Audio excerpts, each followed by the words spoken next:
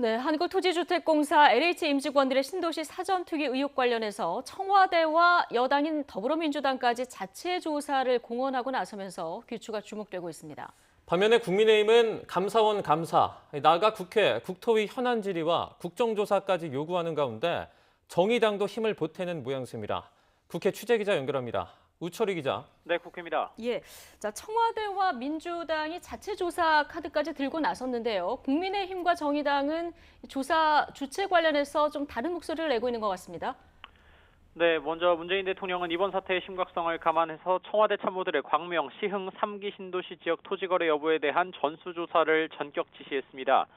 청와대 수석급과 비서관, 행정관 등 전 직원은 물론이고 가족들까지 조사 대상에 포함됐습니다. 청와대는 현재 계획을 세우고 자체 조사에 착수한 가운데 문 대통령이 엄중한 인식을 드러낸 만큼 가급적 이른 시일 안에 결과를 발표할 전망입니다. 더불어민주당도 발을 맞추고 있습니다. 이낙연 대표는 당 소속 모든 국회의원과 보좌진, 지방자치단체장과 지방의원, 그리고 가족까지 포함해 3기 신도시 토지거래 내역에 대한 정밀 조사를 당 윤리감찰단에 지시했습니다.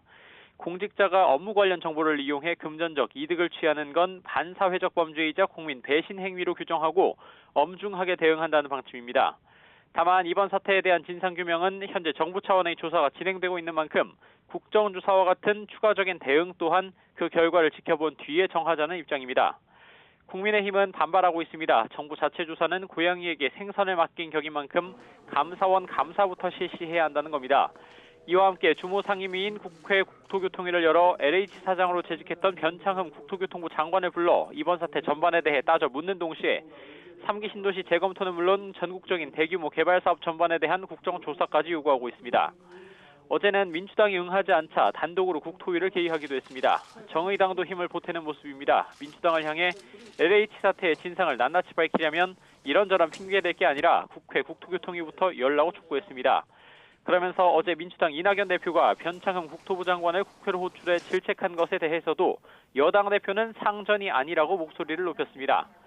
이런 가운데 이사 부동산 대책 후속 법안 처리 등을 위해 민주당이 다음 주 금요일인 12일에 국토위 전체회의 개의를 계획하고 있는데 변창흠 장관의 출석과 이번 사태 전반에 대한 질의 그리고 회의 날짜가 앞당겨질지도 관심입니다.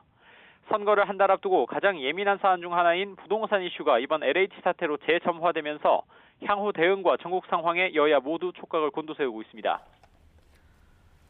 네, 국회에서는 LH 투기 의혹이 선거에 미칠 영향을 예의주시하고 있는데 오늘 부산시장 구도가 확정될 가능성이 유력하죠? 네, 그렇습니다. 민주당이 오늘 오후에 부산시장 후보 경선 결과를 발표합니다. 김영춘 전 해양수산부 장관, 변성환 전 부산시장 권한대행, 박인영 부산시의원 3명 가운데 과반수 득표를 얻은 후보가 나오면 민주당의 부산시장 후보로 최종 확정됩니다.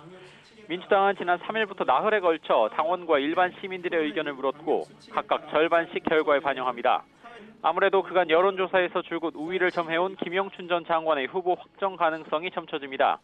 이렇게 되면 부산시장 대결 구도가 확정되는데 민주당 김영춘 예비후보가 국민의힘 박형준 후보를 얼마나 따라잡느냐가 부산시장 선거의 관건이 될 전망입니다. 민주당은 가덕도 신공항 특별법 드라이브는 물론 이명박 정부 시절 청와대 정무수석을 지낸 박형준 후보의 국가정보원 불법 사찰 연루 의혹을 집요하게 파고들어 표심을 공략한다 할 전망입니다. 반면 국민의힘은 이른바 네거티브에 단호하게 맞서고 박형준 대세론을 굳혀서 서울시장 선거 승리의 동력까지 키운다는 전략입니다. 지금까지 국회에서 YTN 우철입니다.